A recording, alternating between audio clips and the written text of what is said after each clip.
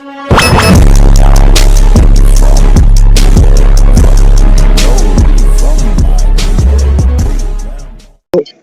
us start the session without any delay.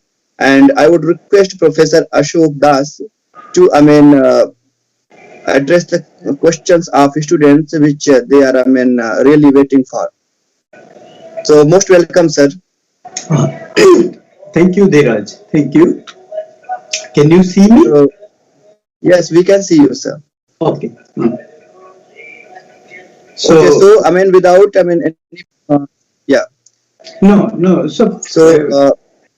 You go ahead, and I don't want to interrupt. When you are done, tell me. I will talk to the students. Okay, sir. I am done. Please. Okay. So, hello everybody, and it's good to find an opportunity to talk to all of you. And as I said earlier also to Dheeraj, we are going to have a discussion, and this should be enjoyable. The purpose of a discussion is that everybody should enjoy. So therefore, it is not necessary that you talk to me in English only. If you feel comfortable, talk in Hindi. I know Hindi. I cannot say 100% grammatically correct, but I can say enough that you will understand. Okay, so whatever makes you feel comfortable, speak in that language. And remember, this is for enjoyment of both you and me also. And the other thing that I tried to emphasize to Dheeraj is that you should not be afraid of talking about anything to me, because at some point of my life, I was in your place. I was as young as you are all, and I was also studying. I was also curious about things. So I'm no different from any of you. Okay? It's just that I have become older. That's all. So ask anything that you want to ask. Some things that you may not find an opportunity to talk to anybody around you. You can ask what to study, how to study, where to study, how to think about problems. You can ask about life, problems of life also. How do you find a job? How difficult is the job? Anything. Okay, and if I know, I will answer. If I don't know, I will say I don't know. Okay, so you can ask whatever you want. Thank you, sir. So those students who are willing to ask their question, please raise your hands so that we can permit you to ask your questions. Dheeraj, I cannot see anybody. Why is that?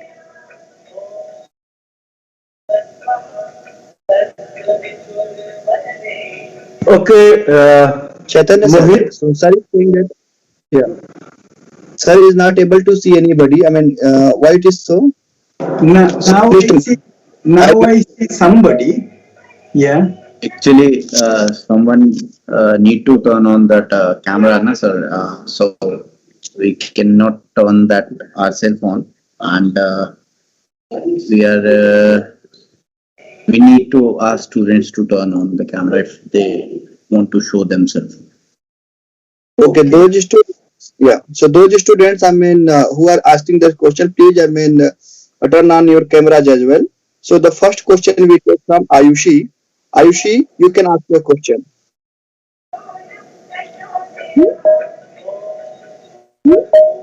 Sir.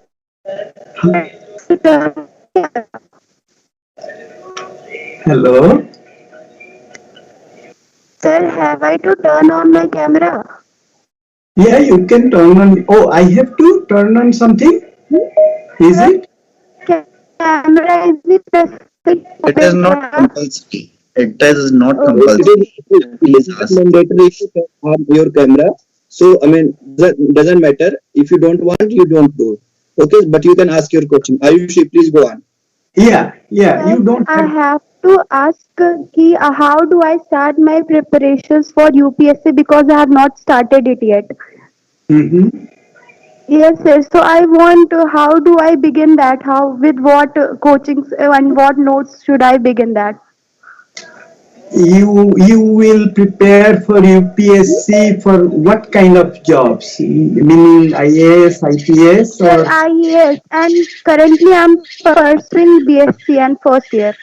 Mm-hmm. Mm-hmm. Yes, sir. So please guide me. How do I move further for my preparations? Sir, for IAS job. For IAS, IAS, etc. I think you have to take a coaching class somewhere.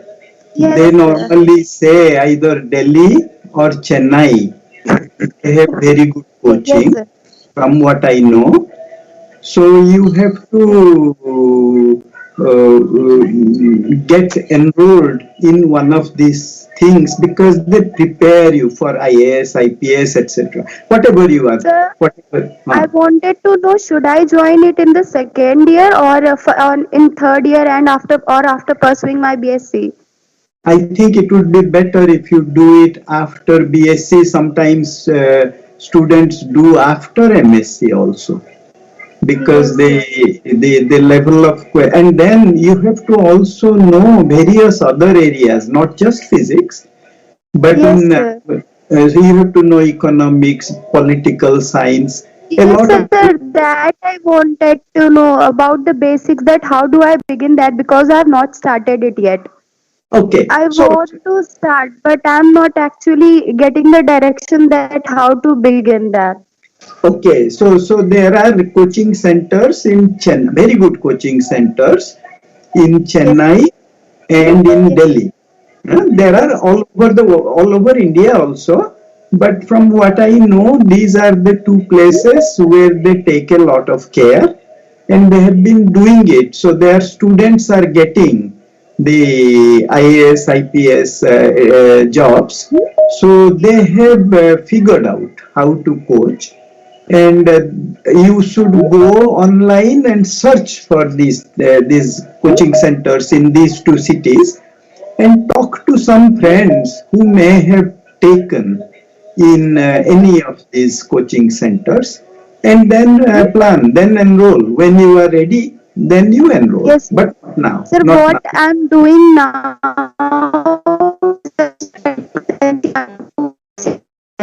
Hello, hello, hello. The audio got lost. I couldn't hear what you said. She lost her connection. So Mhm. we can go to the next question. So next question is from Vibhas. Hello, Bibhas.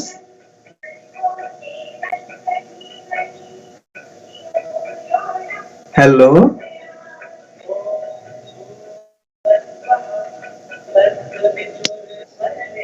Yes, please say out. Bibhu Rawat. I think yes, Bibhu Rawat, not Bibhas. So Bibhu Hmm? Rawat, you can ask your question. Yeah, yeah. Hello sir. Hello. Sir अभी हम BSc first year में student हैं Allahabad university में। ठीक है। Sir America में sir कैसे पढ़ सकते हैं, मतलब एमएससी करने के लिए?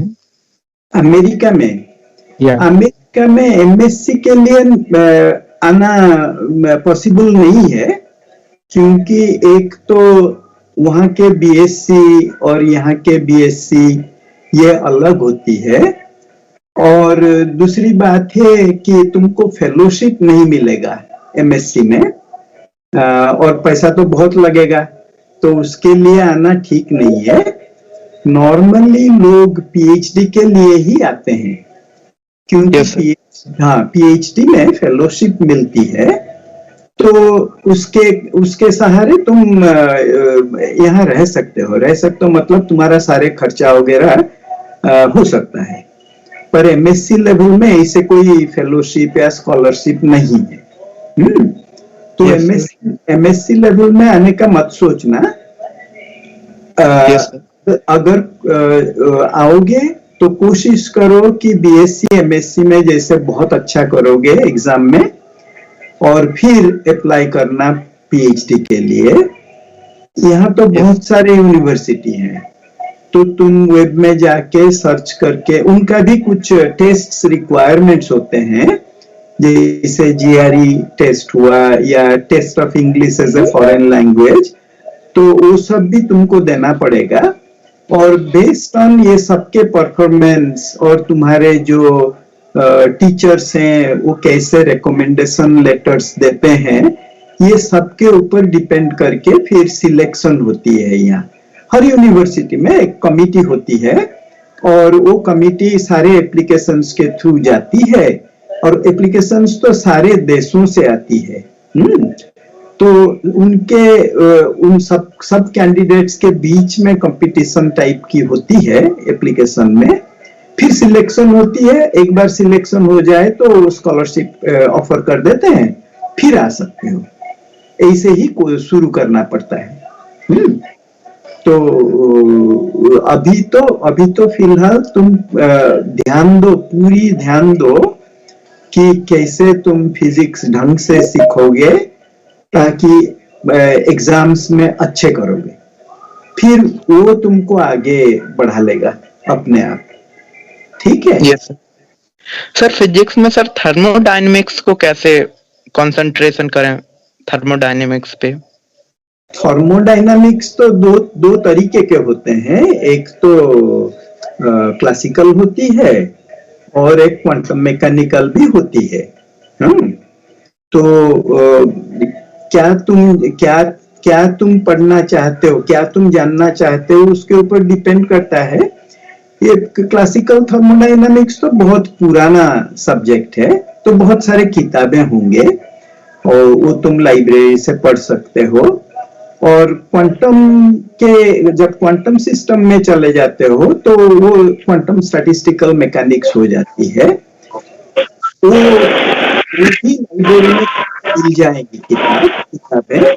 तुम्हारे शायद कोर्सेस होते होंगे वहाँ थर्मोडायनामिक्स या स्टैटिस्टिकल मैकेनिक्स के ऊपर, तो वो सब को तुम भी ध्यान से अटेंड करना, तो पढ़ते रहना, साथ साथ कॉम्प्लीमेंट भी कर, और सोचते रहना। देखो, पढ़ाई का मतलब नहीं कि कोई कोचिंग सेंटर जाके सीख लोगे, नहीं, खुद को सीखना पड़ेगा। खुद को जो भी पढ़ाया गया है उसको घर जब जाओगे तब बैठ के सोचना कि आज जो मैं सीखा क्या मुझे सही लगता है, क्यों सही लगता है, इसको कैसे आगे बढ़ा सकता हूँ। क्योंकि तुम अगर फिजिसिस्ट बनना चाहते हो तो तुमको ओरिजिनल थिंकर बनना पड़ेगा, खुद को थिंकर बनना पड़ेगा, खुद को सोचना पड़ेगा, कोई और तुम्हें हेल्प करने के लिए नहीं मिलेगा, है ना। तो इसीलिए जो भी पढ़ोगे उसको हर दिन जब घर जाओगे या हॉस्टल जाओगे, जहां पे भी जाओ, तो वहां बैठ के शाम को सोचना कि आज सीखा मैंने क्या ये सही है, कैसे मैं डिराइव कर सकता हूँ, खुद नोट्स को बिना देखे। तो अगर तुम सीखे होगे तो तुम डिराइव कर लोगे, तो फिर तुम्हारे मन में वो बैठ जाएगा, कभी भी नहीं भूलोगे। पर अगर कहीं तुम जाके कोचिंग सेंटर में रट लगा के सीख लिए तो तुम्हारे दिमाग में कभी नहीं बैठेगा, वो तो एग्जाम पास करने के लिए होते हैं। तो वैसे ही पढ़ना, ठीक है? Okay sir. Thank you, sir. So we take the next question from Mohit. हाँ, Good evening, sir. Good evening. Sir. My name is Mohit Anand Madeshia. I am a student of Masters in Nuclear and Particle Physics at University of Allahabad. I want to shift in experimental particle physics. I am currently learning Python language at my own, and I am interested in particle accelerator experiment for proton or heavy ion collision, and also new particle and their interaction. I want to analyze data of high energy and low energy accelerator, but I have no idea where to start. Which data is beneficial for me because in 1 second collider have terabyte of data, and where to start, sir, I have no idea. I have applied for certain university abroad, where in experimental particle physics, the requirement is you have analyzed some sort of data in your masters. So, sir, how can I tackle with that? Even I am doing project on this data analyzing, sir. So you should do it like this. Data analysis is very important. If you want to be an experimentalist, you have to analyze many. Wherever you go, you have to analyze data. The gravitational experiment which is going on right now. So there are thousands of people analyzing data. So you have to start somewhere. Where would you start? Well, you have to look for some experiments that are being carried out in India itself. And then you have to go to those places and do an internship or something. You cannot do it by just sitting in Allahabad. No, that's not possible. You have to be at the experimental center in India and then start with some simple data analysis. Because as you go to particular experiments, there are thousands of experimentalists for every single experiment these days. The experiments are very large and they are stationed all over the world. So that becomes complicated. So the data analysis becomes divided into various groups that in India you do this part of the analysis. In somewhere else you do the other part of the analysis. So that would not be in your control. It would be in the control of the people who are the leaders in experiments. They will assign. And they will not assign you, but they will assign to your group, wherever you are working, that your group should do this part of the data analysis. Okay. So you would not know anything about the whole experiment because you would only be doing part of the data analysis. So therefore there is no way to start on your own the data analysis of a going on experiment right now. You can only do whatever is happening in India there, because you can visit the experimental facility and you can write to them and say, I want to learn, can I be a summer intern? Go for 3 months, and then learn what kind of data analysis they are doing, what software do they use, what Monte Carlo calculations they use, and then familiarize yourself. So once you familiarize yourself and have been part of something, then when you apply to some university, then in your application you can say that I have worked on this data analysis. Okay. So that's the only way to go, because you cannot suddenly join a large experiment and start doing data analysis, simply because it's not done in a central location anymore. It's done all over the world by various groups. Okay, so start that way.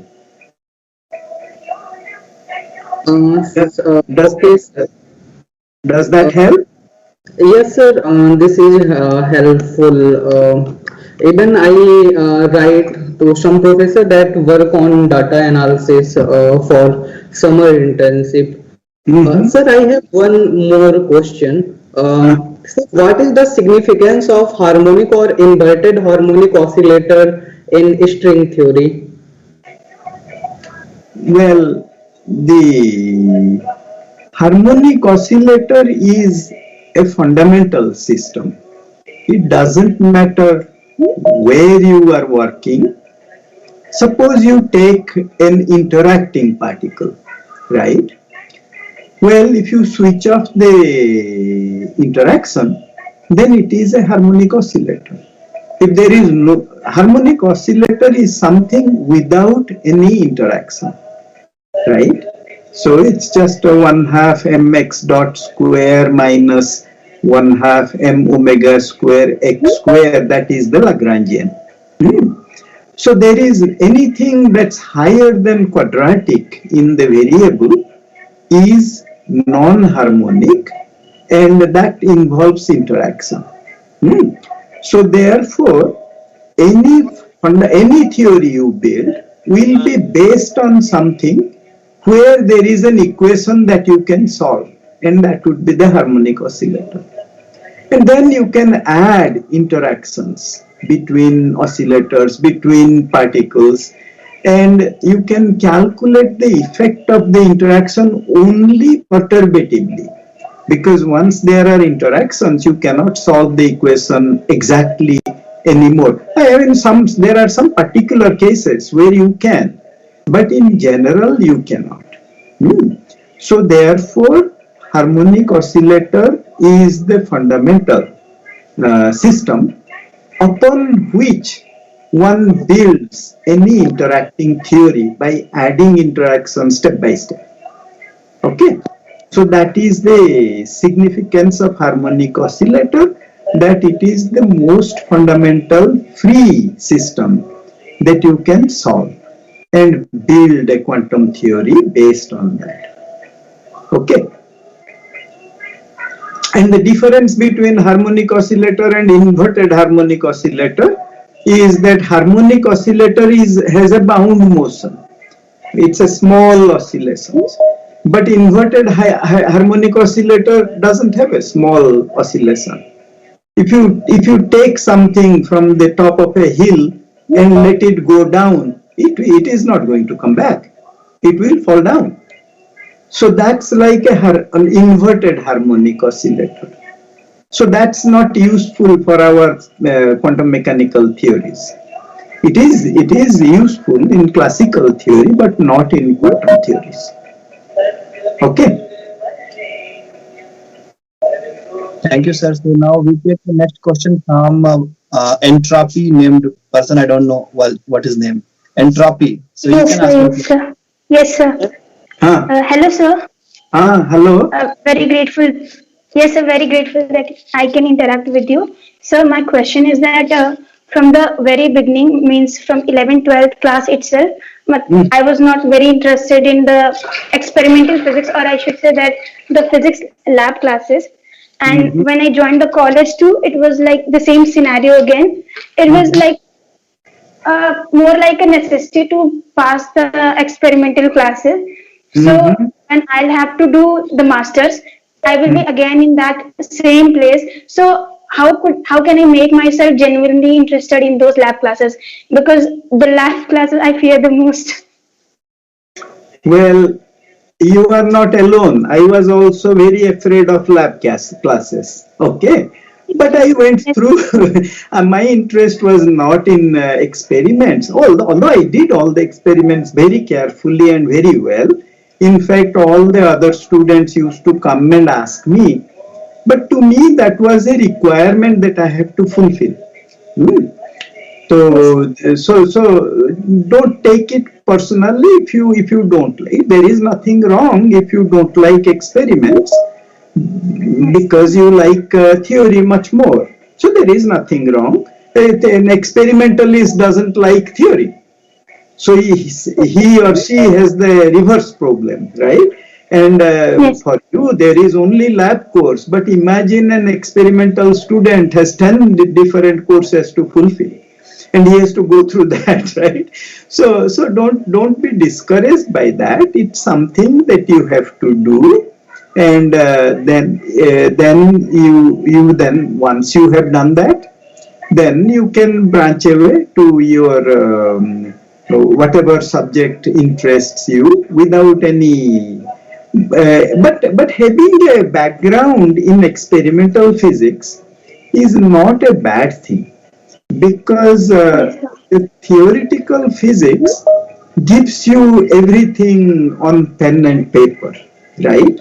You do a calculation and you find, oh, this is the result, and you feel very happy. Oh, I found an answer.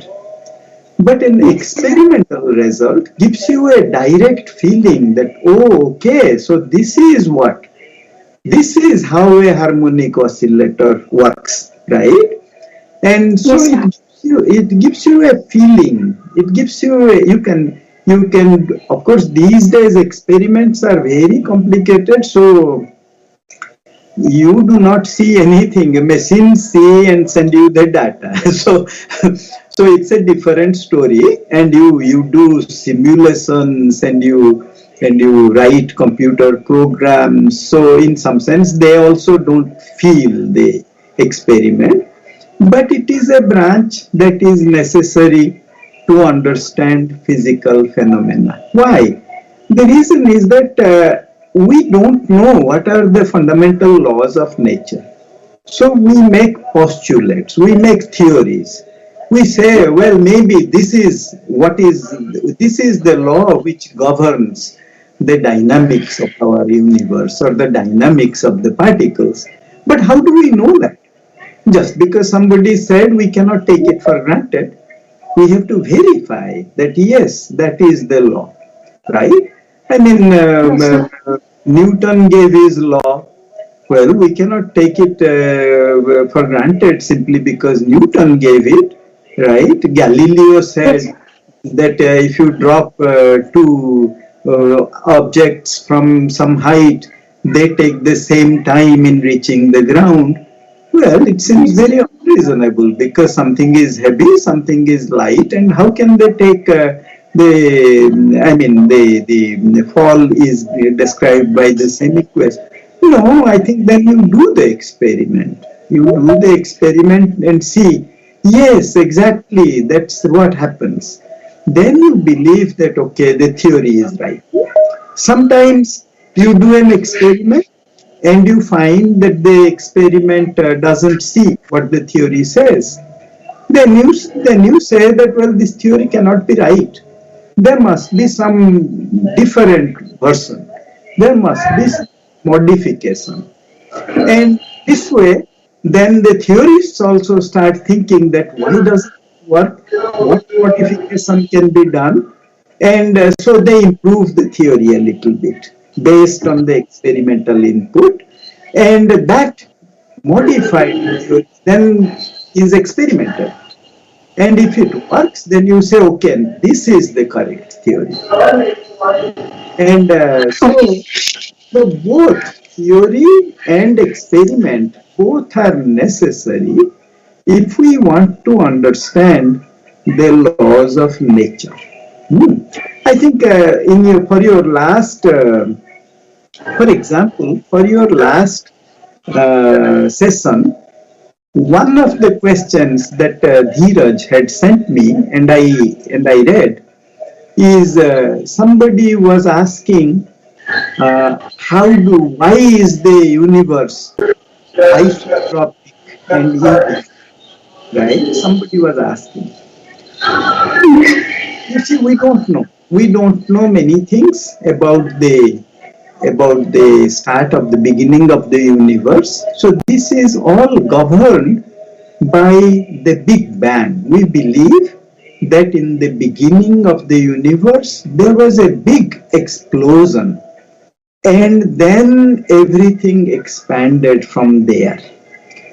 But we cannot go back and see that moment, that big explosion. We cannot see because we were not there. And how can we see? So we have to then think logically, and I did not participate in that, but I was thinking that how would you explain to a student why the universe is isotropic and uniform. Well, one of the ways that came to my mind is suppose you think, I mean, you have to think these things based on what you already know. So, for example, suppose you take a gun and you pull the trigger, then you know that the bullet is going straight, right? It will go straight for some time and then gravity will pull it down. But in the beginning, it will go straight, and you can ask, why does the bullet go straight? Well, it's because there is a push by the gun from behind for it to go straight.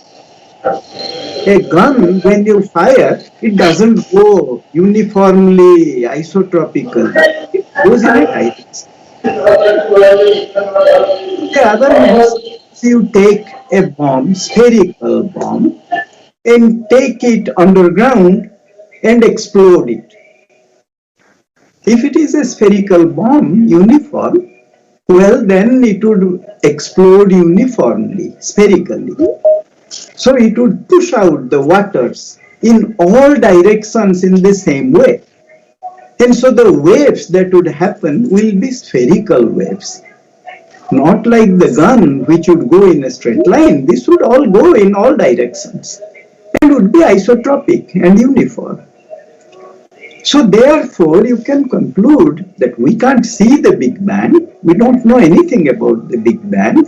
That must be that when the initial explosion happened, it probably happened in a spherical manner, isotropic manner, just like the bomb that I said, so that it is pushing everything in a spherical and a uniform isotropic manner.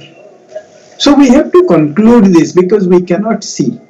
Laws of physics are rotational invariant, and so this makes sense, but we can't guarantee that the initial explosion, we haven't seen, so we cannot say that the initial explosion was spherically symmetric. We can only conclude from what we know that if the laws of physics that we know today were valid when the explosion, initial explosion happened, the explosion must have been spherically symmetric. Okay, so this is how only we can go between. So this is a complement between theory and experiment, because we observe something, that's experiment, and we try to explain why is it so, what must be the laws which make it happen that way, why is the observation true, right? So coming back to your question, both experiments and theories are very important if we want to understand our nature, laws of nature. But some people have more interest in experiments. They are technically much more able to do good experiments. But some other people are technically much better in doing theory, and we need both of them.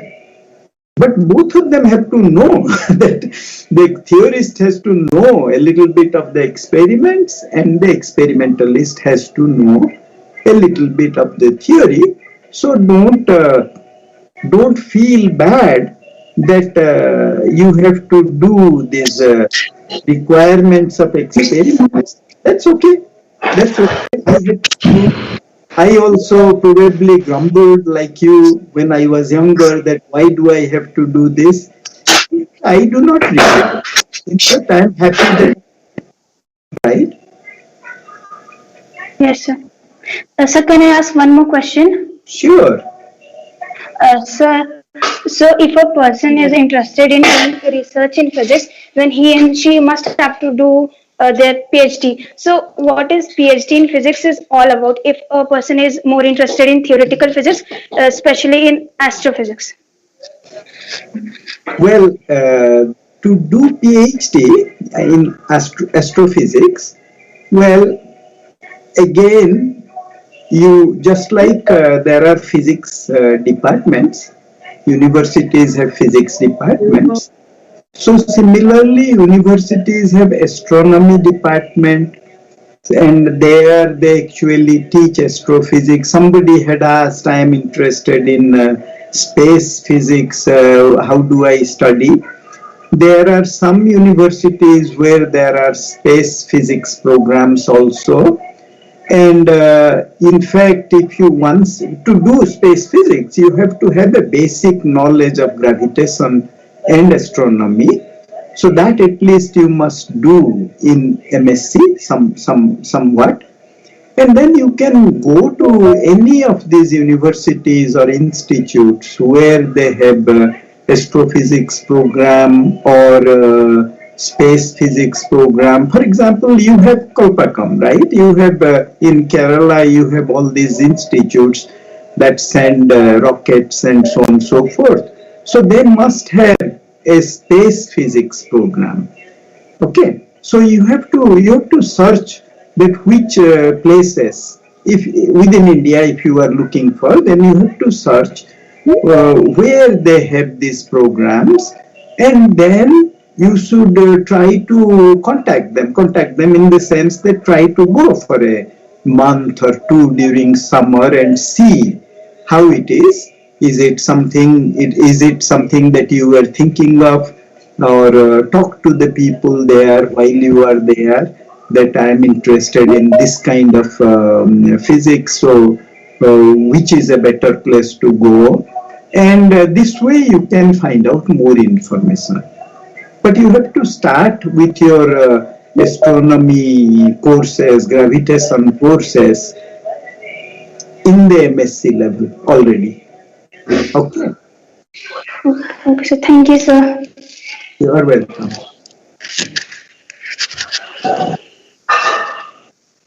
Thank you, sir, for this wonderful explanation. This is really marvelous, sir. So we take the next question from Abhinav Kashyap. Abhinav, you can ask your question. Yes, sir. Hi, Abhinav. Sir. Yes, sir. Thank you, sir. Pranam, sir. नहीं, मैं तुम्हारे जैसे ही हूँ समझे? Okay. Sir, I am a student of BHU Banaras Hindu University, BSc Physics Honors. Sir, I have a question that we know that Nikola Tesla has an idea that he had to transfer electricity from one point to another point without using the wire. Without using the wire, is it possible, sir? And another question, sir, does it based on Venn diagram generator or concept of Venn diagram generator, how this works? No. Venn diagram generator is to accelerate nuclei. It does not generate electricity. It uses forces, magnetic and electric forces, to accelerate charged nuclei to very high energies. Venn diagram generator is a prototype of the earliest accelerators that we have now. Now we have very complicated accelerators, and in various places in the world, there are laboratories, but it all started initially from the Venn diagram generator. It accelerated particles through a fixed distance in a straight line. Okay, so just imagine that you have a condenser, you have two capacitor plates, and one is negatively charged, the other one is positively charged. And if you take a charged particle in there, it cannot stay at rest there, because there will be an attractive force from one of the plates and there will be a repulsive force from the other. So it would get pushed to one of the capacitor plates. And in this way of getting pushed, it gets accelerated. So that's what Venn diagram generator does. It accelerates nuclei. So for charged particles, but in this case it's nuclei. And it accelerates them to some high energy. At that time it was a lot, but these days it's not a lot at all. These days we are talking about very high energies. Okay. So Venn digraph generator is not a producer of electricity. Okay. Sir, is it, sir, as Nikola Tesla, I have asked question that as Nikola Tesla had this idea that, to transfer electricity from one point to another point without using wire. So, sir, is it possible? Well, first of all, be very clear about what Nikola Tesla did. Is at that time they were talking about transporting electricity. There are two ways of transporting electricity. One is through direct currents, direct electric currents, which is what was finally, what was, I think it was Faraday or somebody who did it. But Nikola had actually proposed the alternating current method, which is what we use now.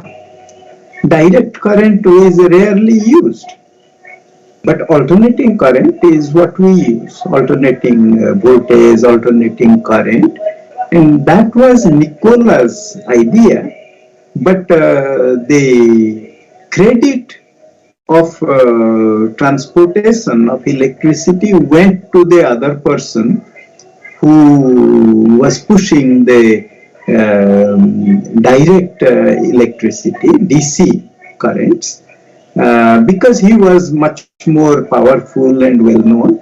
And Nikola never got any recognition. Even though that person got Nobel Prize, Nikola was not mentioned. So his contribution, there are many contributions he did, but his contribution is alternating electric transport. And all these things that you know, your radio broadcast, television broadcast, they are done through alternating waves, right? So basically, why is it so important? Because alternating waves can travel for miles and miles in air. Your radio waves. Some radio tower somewhere sends an alternating wave, and then it goes all over the world, and you pick it up on your radio. If that alternating current was not there, you will not be listening to radio, you will not be watching television. So this is much more important than direct. The direct current doesn't produce any waves, right? It's the alternating current that produces waves which travel through air and then can be collected at some point and re-scrambled into what was being transmitted. So that is why it's very important, the alternating current. Okay. Okay, sir. Thank you, sir. Basically, I have to add something to this. So there is an experiment which is called Li-Fi, likewise Wi-Fi. So there people are talking about these things, how to transport the electricity without wires. So Li-Fi is the technique which people are working on nowadays. So the students who are interested, they can just Google it. So we take the next question from Pragya. Pragya, you can ask your question. Thank you so much, sir, for giving me an opportunity to ask my question to respected sir. Sir, I am Pragya from University of Allahabad. I am a student of BSc first year. So my question is, how can I make physics interesting in my way, in my level? I never found physics interesting for me. I don't know how people get so much interest in physics that they want to pursue their research work in physics. I never got to see anything like this in physics. I want to know how you got so much fascinated towards physics. I became interested, actually my interest, when I finished I did my pre-university, that's the equivalent of your higher secondary these days, from Odisha. Okay, but I had very good teachers, and as a result, I developed two very strong interests. One was doing physics, and not just doing physics. At that time, I was completely interested in nuclear physics. That was the forefront of physics. That's all I knew, because from reading the news and talking to the people, that was at the forefront. So my interest primarily was in nuclear physics, but there was an equal amount of interest I had in English literature. And that's because I had some very good English teachers, professors, and I was in a small town, so in the evenings, the professor who taught me, he would ask me to go on walks with him. And during our walks, we used to walk for 3 miles and 3 miles back. So during that time, he would tell me about some poetry of Shakespeare or Keats or Wordsworth.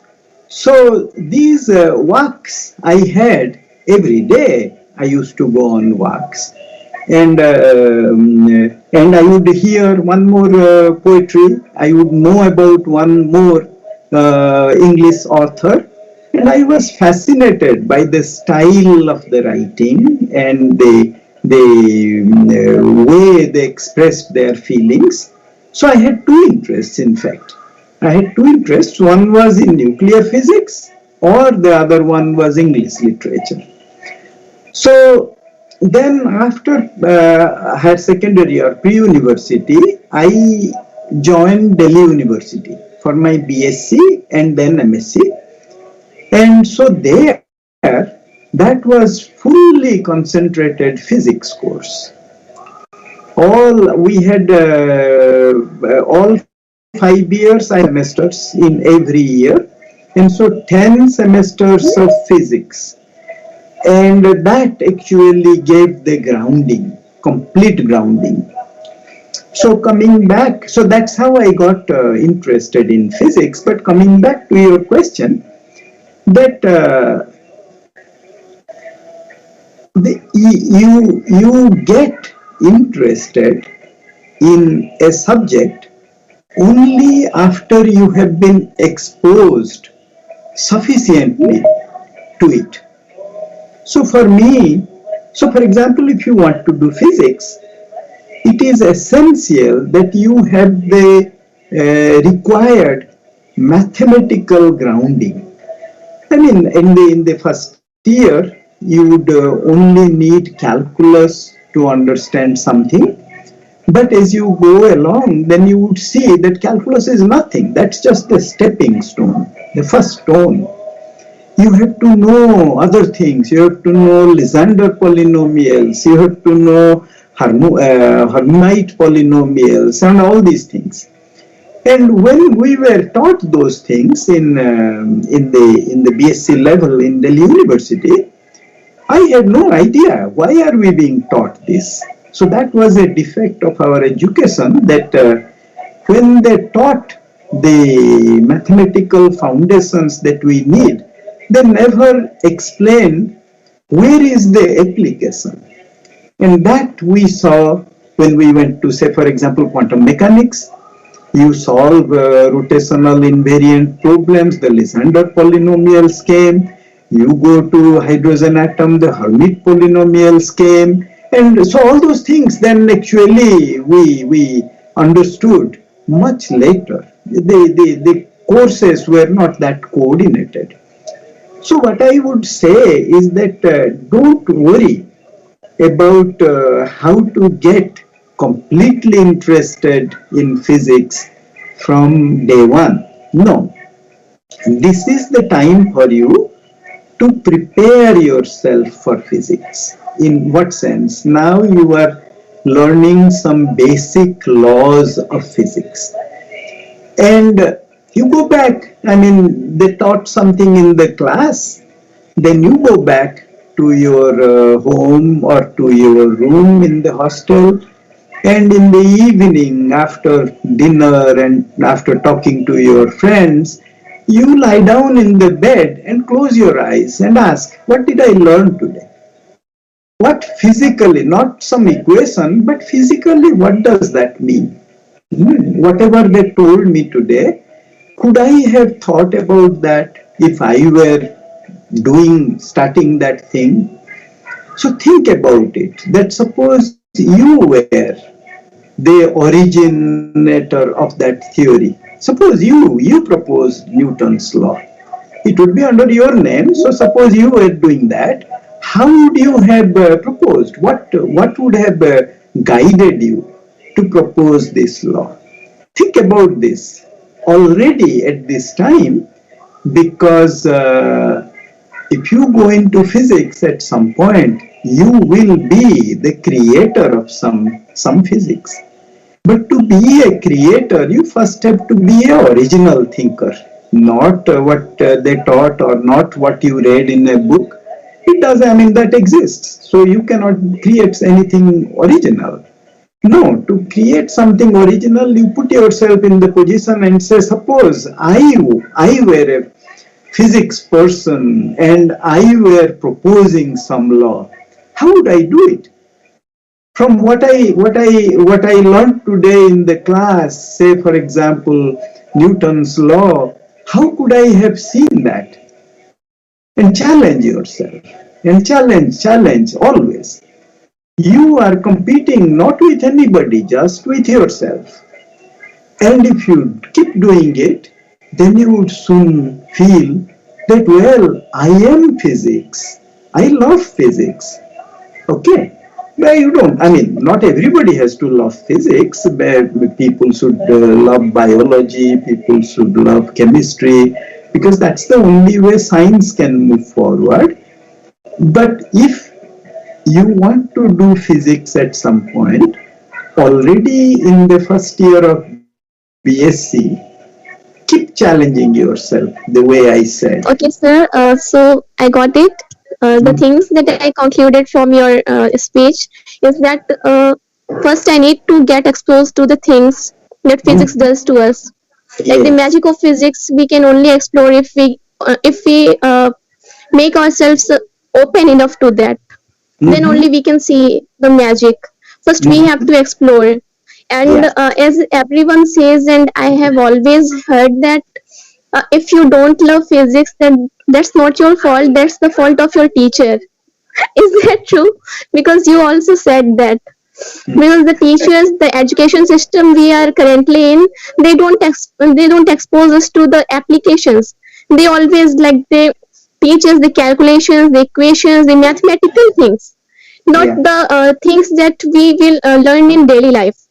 I think if we try to imagine what the physical significance of the concepts we are currently learning is, we don't find anything because we aren't enough exposed to that. While in chemistry or in biology, we can see the future, we can see the imagination, the visualization of the significance. I am always fascinated towards chemistry and especially to biochemistry, but to physics, I can't see anything. And I'm so sorry for that because I'm saying this directly to the physicist. But I don't know why. No, you don't have to be sorry for anything. You see, every person is different. And it is not necessary that everybody loves physics, because then the world will be a very boring place. They will kill each other, right? They would argue like crazy all their life. No. There should be diversity. Every subject is beautiful. Every subject has its importance. And we should have an open mind, because if we have an open mind, then we can understand the universe together with everybody else. So if you, at some point, if you feel that physics is not as interesting as chemistry, there is nothing wrong with that. Nothing wrong with that, because only if you find something very interesting, you can make contributions to that area. But if you feel you have to do it because it gives you a job, no, it will not drive you for, you cannot contribute anything. So part of the blame, of course, goes to our teaching, I mean the way people teach, and that's because, look, many of the people who teach physics, I know, they do it because it is a job for them. It is not because they thoroughly enjoy it. It's something they have a degree in, and if they are in a job where they have to teach this, they will teach, and the salary comes, and so they are happy. Okay, so it doesn't give them enough motivation to motivate students. That's part of our problem of teaching. But that should not, what I'm saying is that you should not depend completely on having good teachers. I was lucky that I had good teachers. But even if I didn't have good teachers, I would still do what I told you, is that I would like you to go every evening to your room. Yes, sir. Yes, sir. I can understand that. I was always unfortunate that I didn't get enough good teachers for chemistry, but the interest automatically that I was the one who lit the fire of that interest of chemistry inside me, because that is a passion, and I need to do that the same thing with physics also. I shouldn't blame the teacher, the education system. I understand that. No. I think. Look, I mean, this may be telling you that, as I said, there is nothing wrong if you find chemistry more interesting. It means that maybe truly you can make some contribution to chemistry. Okay, and that is what is important. That whatever we do, we should thoroughly enjoy it. Only then we can make some original contribution. Somebody will remember you in chemistry even after you are not there in this world. And that's what we want. That we want to make a significant contribution so that people remember us. Right? So we cannot do that. We cannot do that unless we enjoy thoroughly. I will give you an example. Suppose somebody told you, sing this song. And you have heard this many times, sing this Jana Gana Mana Adhinayaka. You can sing it, but you have no enthusiasm in singing it. Right? So you just do it because it's a job that you have to do. But suppose somebody says, please sing the song Tumhe Dil Lagi Bhul Jani Padegi. You dance and sing it because you are involved in it. You enjoy it. Yes, I totally agree with that again. Right. So one more question I have.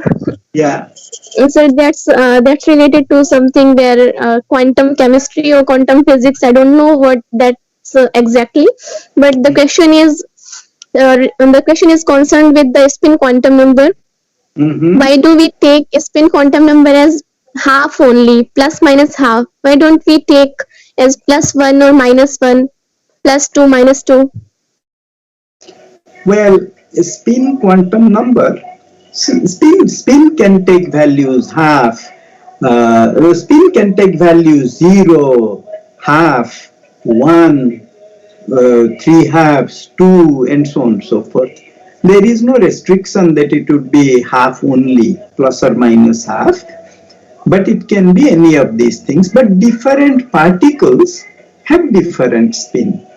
In chemistry, you mostly deal with the electrons, So electrons have spin 1/2, and there are two projections of 1/2. One is plus 1/2, one is minus 1/2. But suppose you take a meson, which is not in chemistry, but in say in nature. There are mesons, there are pi mesons, there are other mesons. Their spin is 0. If you look at light, which is photon, as a particle, it's called photon. Its spin is 1. It has projection plus 1 and minus 1. It can have 0, but because photon is massless, 0 doesn't exist. You can have spin 3/2 also. There are particles. Spin 2 is gravitation. When you talk about quantum gravity, that is described by a particle. That's actually a particle with spin 2. The graviton that they say, gravitation is described by something that has spin 2. How do we know that? Because gravitation couples to the energy momentum tensor, which is, so this is mathematical. So the point is that there are particles, and in particular gravitation, that has spin 2. So there are other spins, but they don't enter the chemistry reactions. That's in nature, but in chemistry mostly you have reactions involving electrons, and electrons have spin 1/2. That's why you only hear about plus minus 1/2. Okay?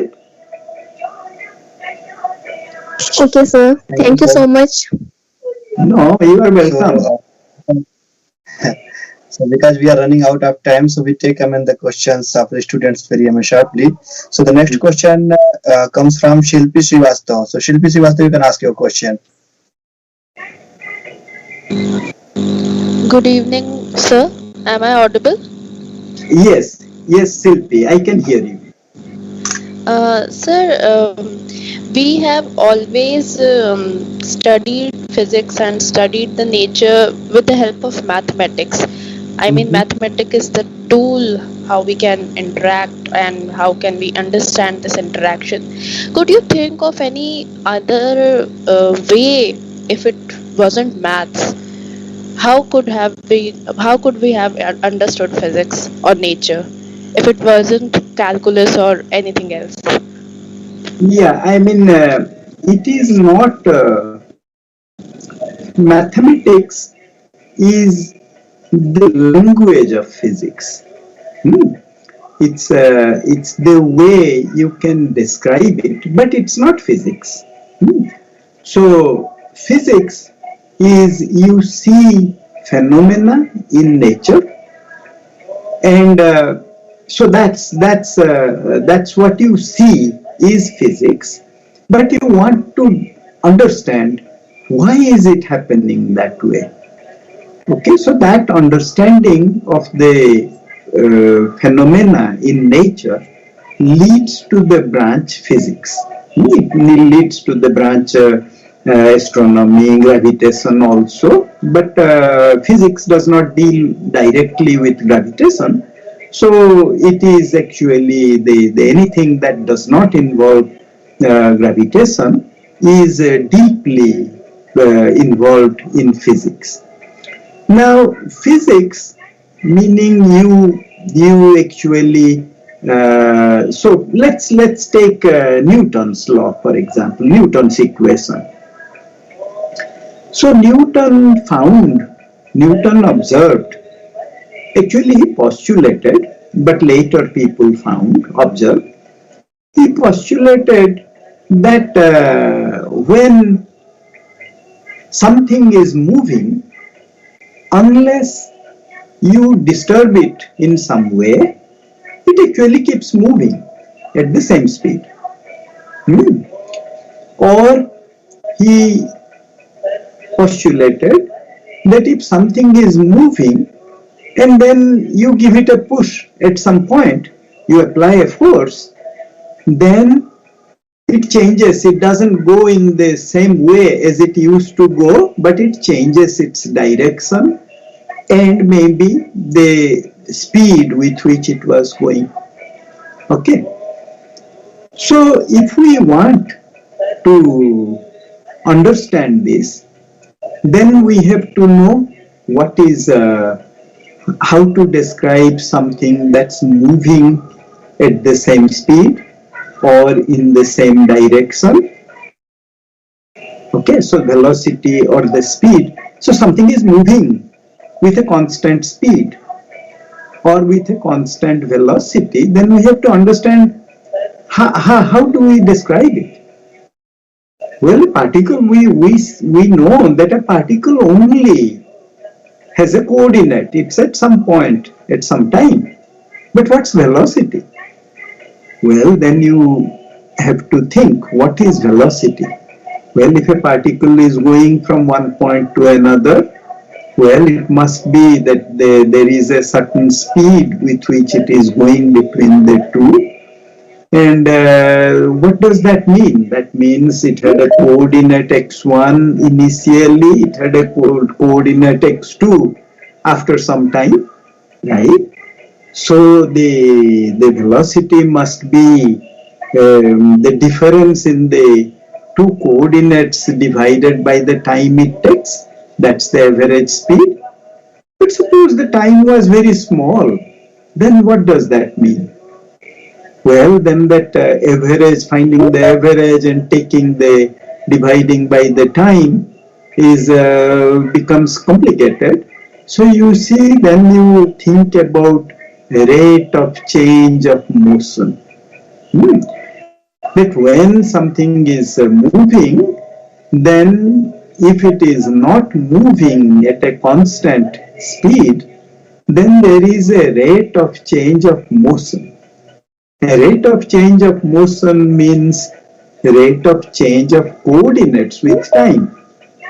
So immediately you find out that there must be something, we have to define something, that dx dt is the speed, rate at which time changes. So mathematics comes in there.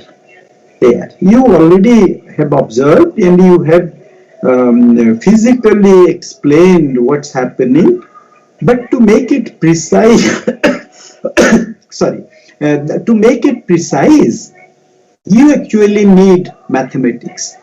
You need calculus. So the calculus developed that way. It didn't develop independently. No, to explain the laws of nature, as you have laws, then you must describe them, what they mean, quantitatively. I mean, when Newton said something, well, it was an idea. But to make it precise, to make it quantitative, well, you have to describe it in some equation. And that equation, when something is happening continuously, involves continuous calculus. That was not there before. So that developed as a language to describe this phenomena. Similarly, you go to some other area, suppose you go to gravitation, then you know that, well, then there is a different kind of calculus that we need. We are in this world, and in this our world we see is spherically symmetric, and in this world we don't need anything beyond just length of a vector, because everything here we see is flat. But suppose you go into gravitation, the space-time is curved, then how do you define this curved space-time? What is curvature? So the space changes.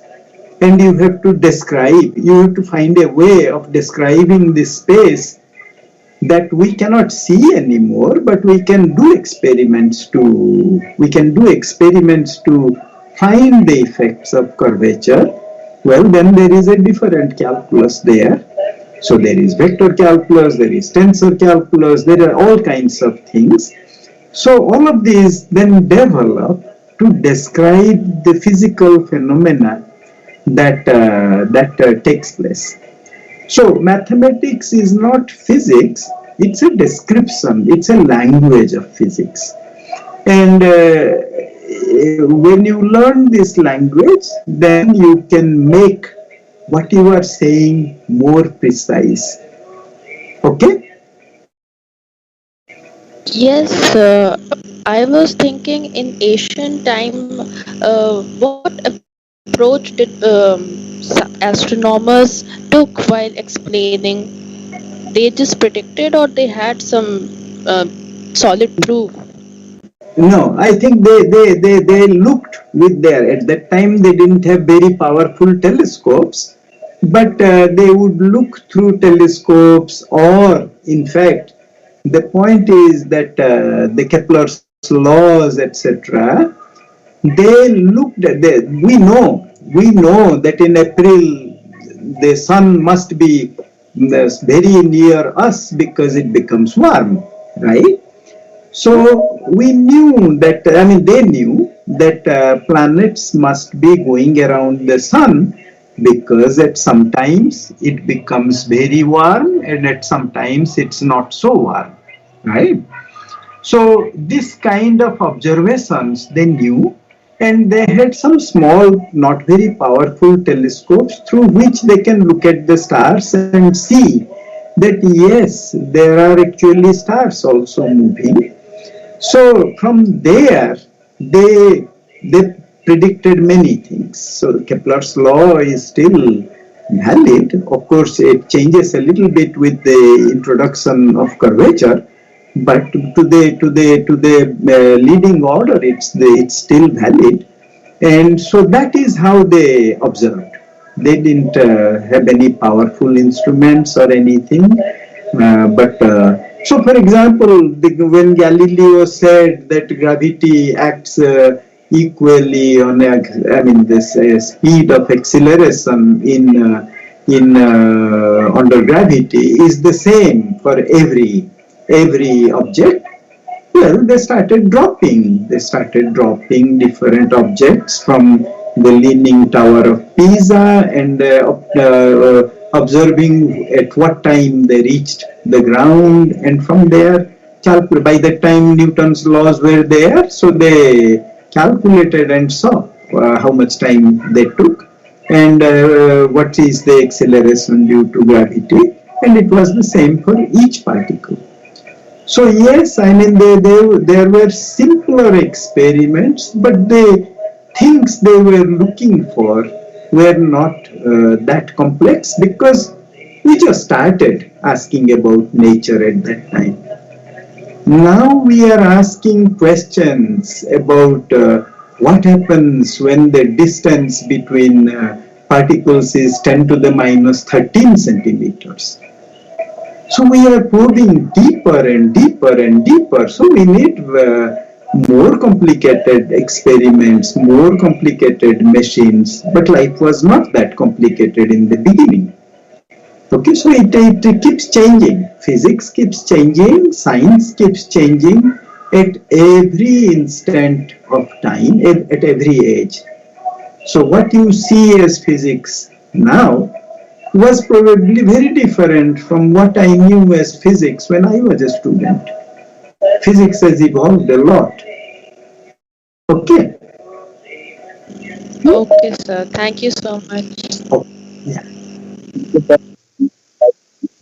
So the next question we take from Arunav Mathi. Arunav Mathi, you can ask your question.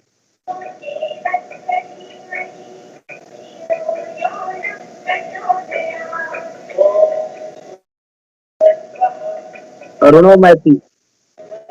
I think Arunav Mathi is not available. So we take the next question from Ritu Parana Das. Ritu Parana Das. Hello, sir. Hi. Sir, my name is Ruta Prahadas. I am from Odisha.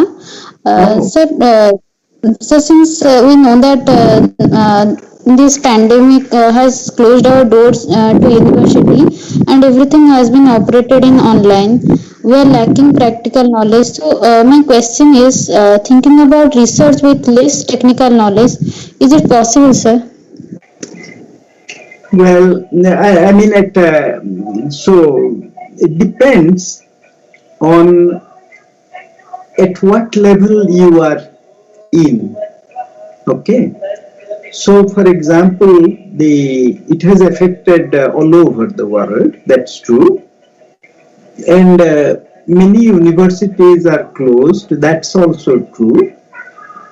But I mean, if you are already in an advanced level, then you can continue. There is nothing, no hindrance to that. It's what there is no. If you want to do something, you can do it, whether you are at home or you are in the university. And but it depends. I mean, if you are at an earlier stage, well, then you need guidance, and that you can either do online guidance or in person, but in person is not possible now. So this that becomes difficult at a lower level. It's hard. But suppose somebody is advanced. So, for example, I'm going to my office every day and I'm working every day. I don't need anybody else. I go, I sit, I think, and I do my calculations or write my books. So there is no, it has not affected me in that sense, because I'm still following my routine every day. And so that has not affected me. But yes, I mean, to students, so if you are an experimental student, it would be very hard. I mean, if you cannot do experiments virtually, so therefore that suffers. But again, if you are an experimental student but doing analysis, that's okay, because you can be wherever you are and you can do analysis. Analysis is done on computer with some input, so that you can do actually anywhere, wherever you are. So that's not affected. But as I said, it depends on at what level of, at what stage you are in now. Hello, Rituparna? Thank you, sir. Sir, I got it.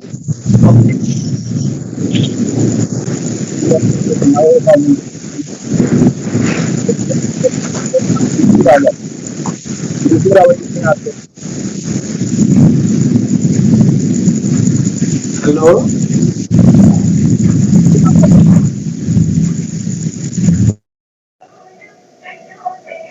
Before hour, you can ask your question. Okay, so Before out is not asking his question, so we pass this question. Sir, I already asked question. Okay, you already asked. Thank you. So we take the next question from Shubham Singh. Shubham Singh. Shubham Singh, are you there? I think he's not there. So we take the next question. Shubham Singh is there? No. So we take the next question from Pushpender Singh. Yes, sir. Hi, Pushpender. Sir, yes, sir. Thank you, sir. Sir, I have a question about electromagnetism. Sir sir हम book पढ़ रहे थे तो उसमें sir एक question आया कि sir what holds the electron together is as mysterious as what fixes the precise value of a charge. Sir जैसे हम क्या खाली एक इलेक्ट्रॉन को क्या होल्ड कर रहा है क्या? मैंने इसमें इतना ही बस लिखा कि what hold the electron together, तुम्हारा टुगेदर बोला तो कई इलेक्ट्रॉन हो सकते हैं. अच्छा सर, और इसमें कि इलेक्ट्रॉन को हम मास को हम सर डिफाइन करते कि फिक्स करते, तो कौन सी प्रॉपर्टी होती है इलेक्ट्रॉन की जो इलेक्ट्रॉन के मास को फिक्स कर देती है? नहीं, इलेक्ट्रॉन की मास तो कोई फिक्स नहीं करती है, वो एक्सपेरिमेंटली डिटरमिन होती है. तुमको पता है कि एक एक्सपेरिमेंट हुआ करता था कि where you measure the ratio of charge to mass of a fundamental particle. Yes sir. जब चार्ज पार्टिकल एक मैग्नेटिक फील्ड के बीच में जाती है तो it bends down because of the magnetic force. तो बेंड्स डाउन यानी कि जैसे ग्रेविटी पुल करती है नीचे, ऐसे उसका ट्राजेक्टरी सीधा होने के बजाय वो थोड़ा बेंड कर जाती है। तो बेंड करती है, जहां बेंड करती है वहां तुम एक स्क्रीन लगा दो और वहां स्ट्राइक करेगी, तो देन यू मेजर कितना बेंड किया। तो उससे तुम उसके चार्ज निकाल सकते हो। फिर तुम और भी ऐसे ही एक्सपेरिमेंट करके तुम उसका मास भी निकाल सकते हो, मतलब कहाँ स्ट्राइक किया, कितने स्पीड में स्ट्राइक किया, उससे तुम उसके मास भी निकाल सकते हो from the observation, from the experiment itself. तो अगर तुमको मास भी मिल गया एक्सपेरिमेंटली तो वही उसकी मास है, और कुछ मतलब और कहीं थियोरिटिकली तुम फिक्स नहीं करते हो। तो ये एलिमेंट्री पार्टिकल है और इसके जो मास है वो उसकी प्रॉपर्टी है, जैसे चार्ज है, चार्ज भी तुम प्रॉपर्टी है। तो ये ऐसे बेंड करती है, कितनी बेंड करती है उससे तुम निकाल सकते हो कि इसकी चार्ज क्या है, +1 -1 क्या है। तो ये एक्सपेरिमेंटल फैक्ट है।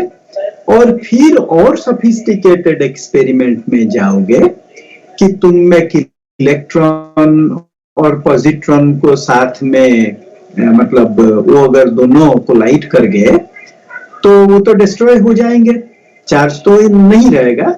सो they will produce an energy. वो एनर्जी जो है वो लाइट के फॉर्म में निकल आएगी, उसको हम फोटोन कहते हैं। तो तुम फोटोन के एनर्जी में निकाल सकते हो कि दो एक इलेक्ट्रॉन और एक पॉजिट्रॉन को कोलाइड कर दिए और वो एक फोटोन प्रोड्यूस किए, तो तुम फोटोन का एनर्जी कितना है निकाल सकते हो। और फोटोन तुम जानते हो कि इसका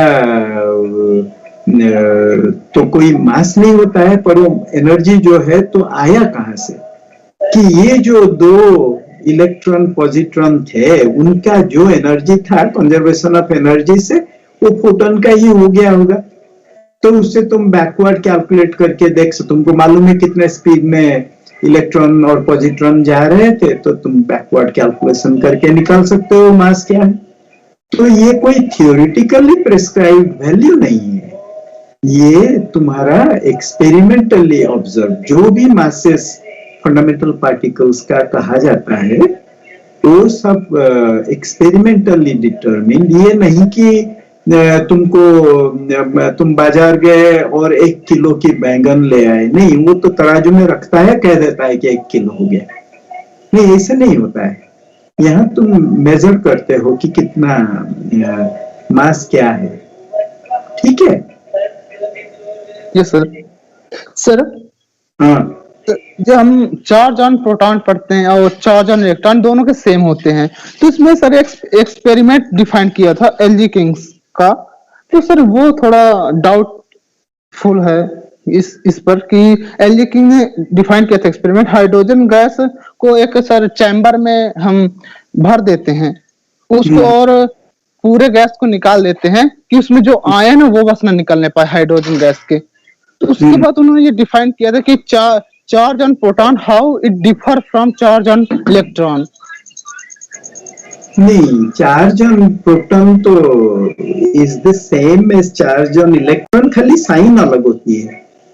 इलेक्ट्रॉन का नेगेटिव चार्ज है, प्रोटॉन का पॉजिटिव चार्ज है, पर दोनों का मैग्नीट्यूड 1 ही है, मतलब कोई यूनिट में एक ही है। सर इसमें लिखा है कि जब हम 10 की पावर 1 पार्ट इन 10 की पावर 20 ले लेते हैं तो चार्ज ऑन प्रोटॉन डिफर कर देता है इलेक्ट्रॉन से। नहीं, तो वो मतलब देखो, तुम जब कोई मेजरमेंट करते हो तो उसमें तो एरर रहती होगी ना। तो जब तुम कहोगे कि इसका चार्ज इतना है, तो तुमको उस टाइम कहना पड़ेगा इतना प्लस और माइनस कितना, है ना। तो वो उस मेजरमेंट में अगर थोड़ी सी डिफरेंस होती है तो हो सकती है, पर फिर तुमको सोचना पड़ेगा कि ये चार्ज और कैसे आया होगा, मतलब अगर अलग है तो ये कैसे आया होगा। तो ऐसे भी हो सकता है कि इलेक्ट्रॉन एक पॉइंट पार्टिकल है, और पॉइंट पार्टिकल में कोई स्ट्रक्चर नहीं होती है। तुम एक कागज पर एक पेंसिल में एक दाग लगा दो, बहुत बारीकी दाग हो, तो उसका कोई एक्सटेंशन नहीं है, उसका कोई मतलब वो पॉइंट ही तुम बिंदु जैसे कहते हैं, उसको तुम बिंदु पर सपोज तुम एक प्रोटॉन ले लेते हो, proton is not a point particle, उसके अंदर जो है वो और फंडामेंटल पार्टिकल्स हैं, उनको क्वार्क्स कहते हैं। तो ऐसे कुछ क्वार्क्स मिलके, 3 क्वार्क मिलके एक प्रोटॉन बनाते हैं। तो अब जब ये पॉइंट पार्टिकल नहीं है तो ये एक चार्ज डेंसिटी से डिफाइन कर सकते हो। जैसे मान लो तुम्हारा एक स्फीयर चार्ज्ड है, तो तुमको उसका चार्ज डेंसिटी बताना पड़ेगा ताकि तुम उसका चार्ज निकाल सकते हो। तो इसके भी एक चार्ज डेंसिटी होती है। तो वो चार्ज डेंसिटी भी जो है जब अगर मेजर करो तो उसमें एरर हो सकता है कि आइसोट्रोपिक हो सकती है, नहीं भी हो सकती है। तो उसके हिसाब से अगर तुम कैलकुलेट करो तो हो सकता है कोई 10⁻24 डेसिमल में थोड़ा डिफरेंस आती होगी, तो वो उतना तो मेजर तो नहीं किया जा सकता इस एज में। तो हो सकता है, मतलब इतना अगर 1 पार्ट इन 10⁻24 की तुम बात कर रहे हो तो don't be worried about that, it's not something that you are going to see today और टुमारो, इट्स वेरी स्मॉल। ये तो इतना तो एरर मेजरमेंट में ही आ जाती है, समझे ना। Yes sir.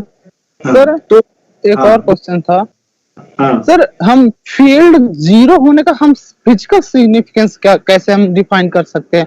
Not net field, only field 0 होने का सिग्निफिकेंस।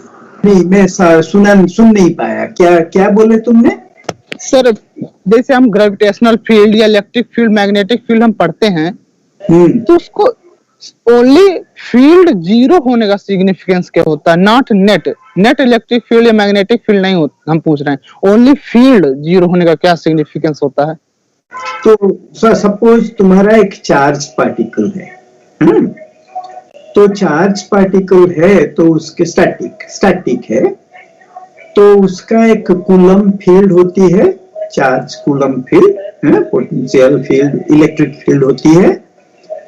तो अगर तुम्हारा फील्ड ही 0 है तो उसका सोर्स भी 0 होना चाहिए, यानी कि जो ऑब्जेक्ट वो फील्ड प्रोड्यूस करना था उसके चार्ज ही 0 हो गई होगी, तो फिर वो 0 ही होगा। मान लो तुम एक स्फीयर के अंदर एक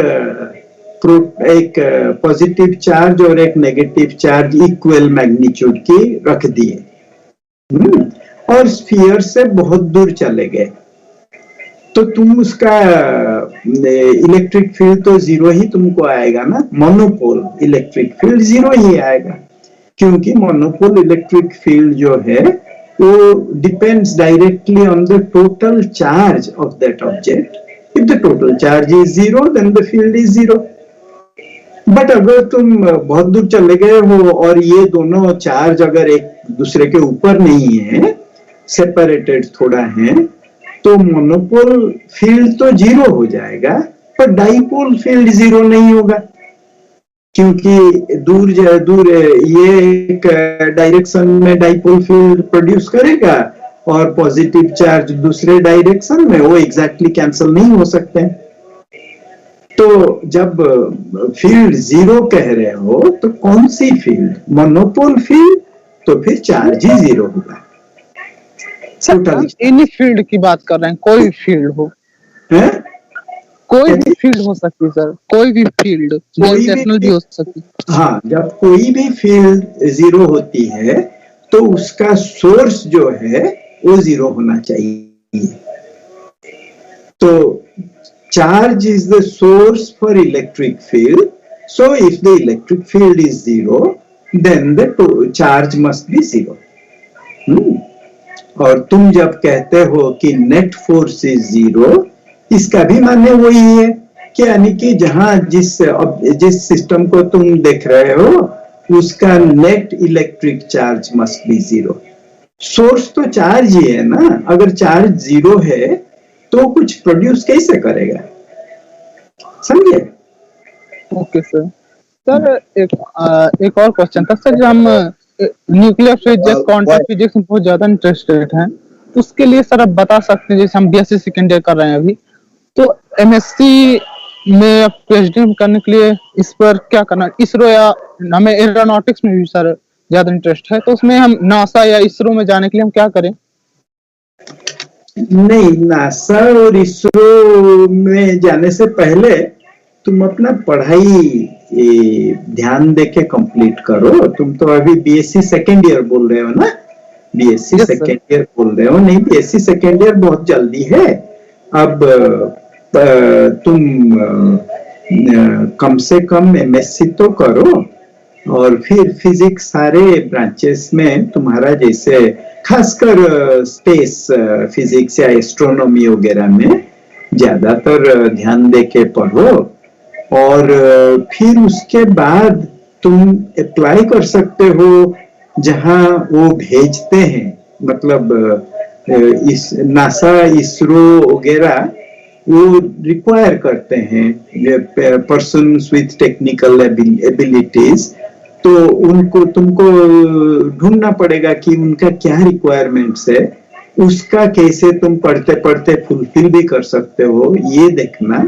फिर उसके बाद जब कंप्लीट करोगे तो वहां अप्लाई करना, सर्च करना, सबसे बात करना। उससे पहले भी तुम जाके कांटेक्ट रखे रहोगे तो तुम्हारा आगे चीजें आसान हो जाएगी। ये खाली पढ़ रहे हो, पता नहीं तुम कहाँ इलाहाबाद में पढ़ रहे हो, तो खाली इलाहाबाद में ही पढ़ के चाहोगे कि तुम इसरो जाके काम करोगे, वो थोड़ा डिफिकल्ट होता है।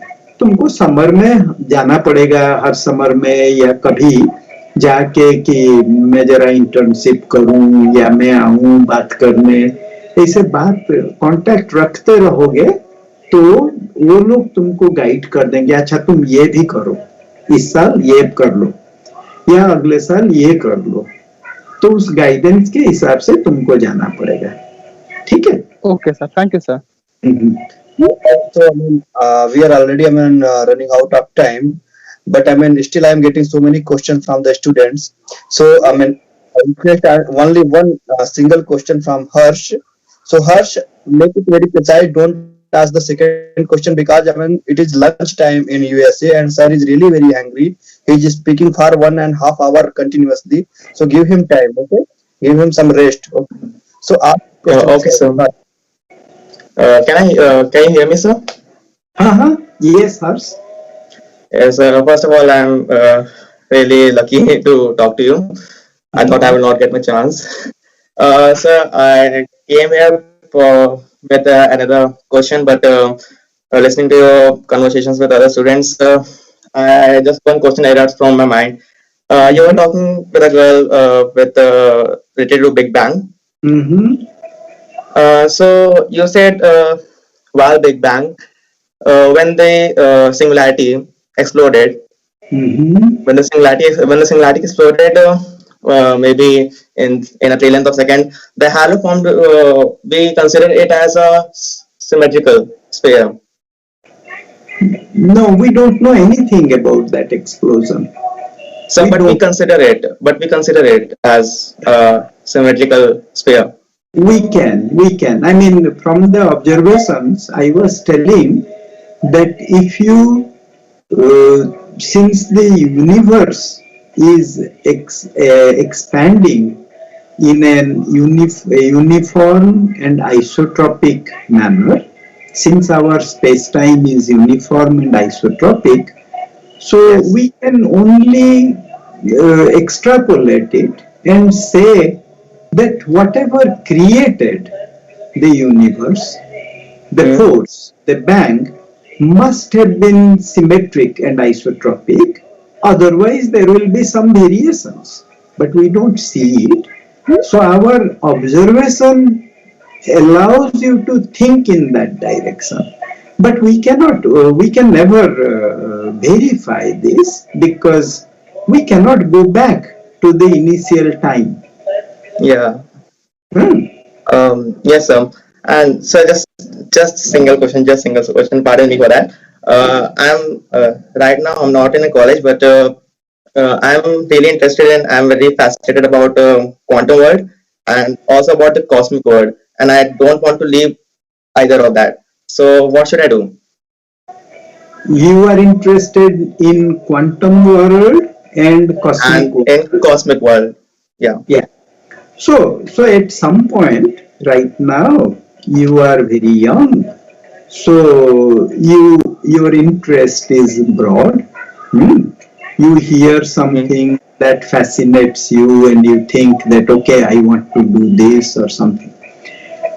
But as Yes, you get, I'm the same age of all these other students. As I could be in college, but I dropped my year this year. Mhm. No, Yeah, so but knowledge. I mean, your education wise, you are still in the beginning stages, right? yeah. So, as you learn more and more, then you would find that okay, you like this area more, the quantum world area more than the cosmic world. See, there is something that all of you should keep in mind that from a distance, everything looks beautiful. Wonderful. Yeah. Whatever, the hills look beautiful from a distance. But जैसे ही you keep going near and near, then you see, oh my God, this it's very hard to climb this hill. And the trees are so randomly grown that it's impossible to navigate through them.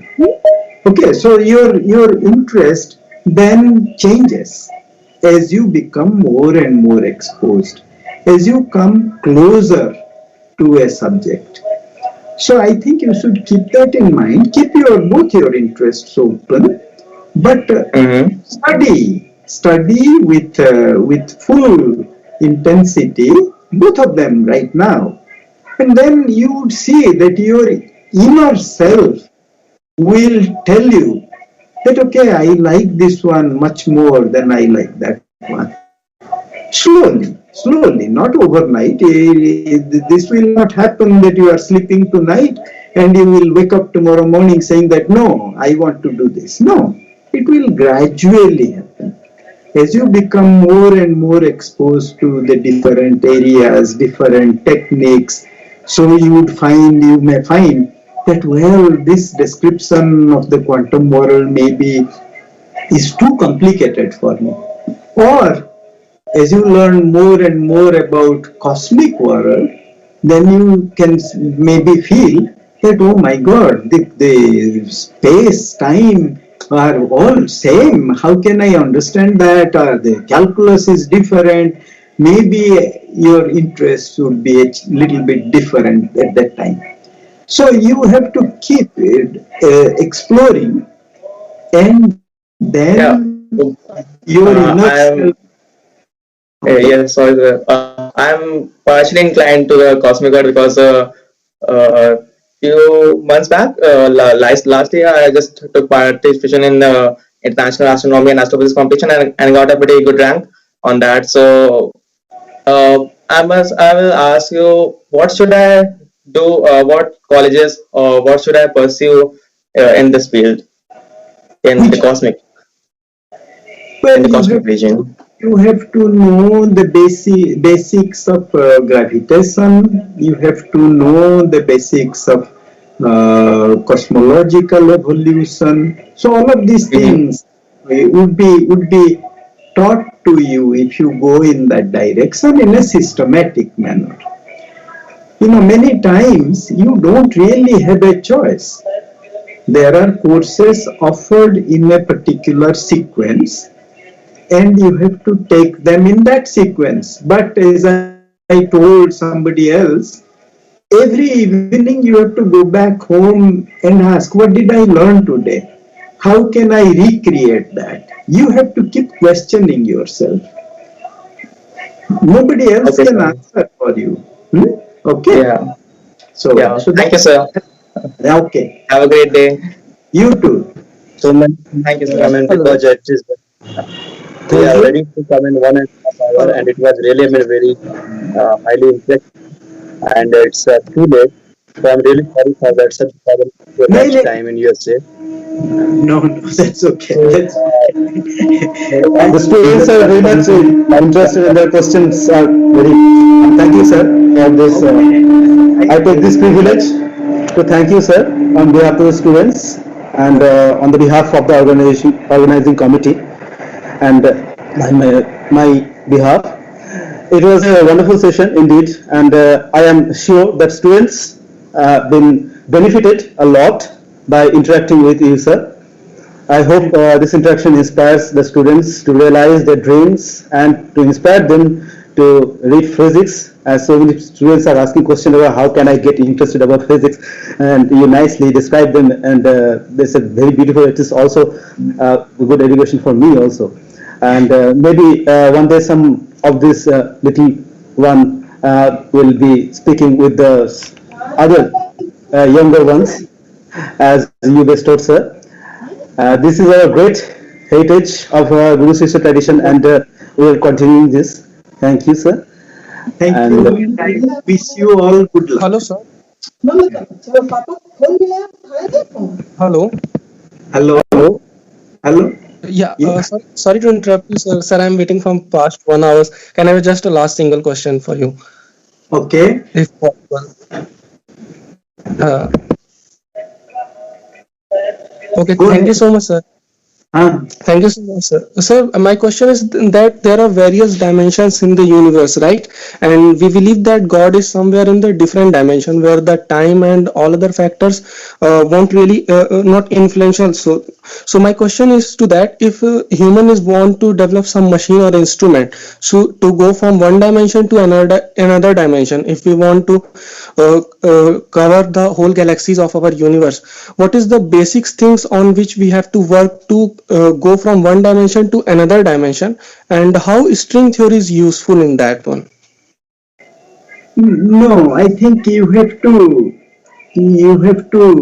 realize that some things are meaningful in suppose string theory or superstring theory is meaningful in 10 dimensions only, not in any other dimension. Okay. But if you have no supersymmetry, then our world is 4-dimensional. So if you want to go from a 10-dimensional superstring theory to our world, then you have to break somehow supersymmetry. And so there are various things you have to break before you can come to this world, because this world, our world, doesn't have supersymmetry. So you don't need a special vehicle to go from 10 dimensions to 4 dimensions. No, there must be some process, something happening that would violate supersymmetry, and only then your world will descend into a 4-dimensional world. So whenever, suppose think about water. water, if you boil, then at some temperature it doesn't become a liquid anymore, it becomes gas. Okay? Or if you freeze it, then at some low temperature it doesn't remain a liquid, it becomes an ice. Right? So you are going from one phase to another phase.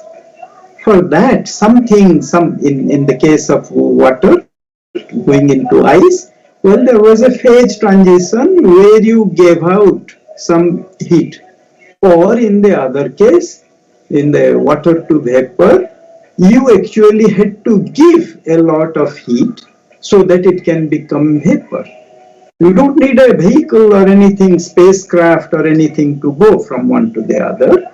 You have to change the conditions. You have to change the initial condition so that the phase of the system changes.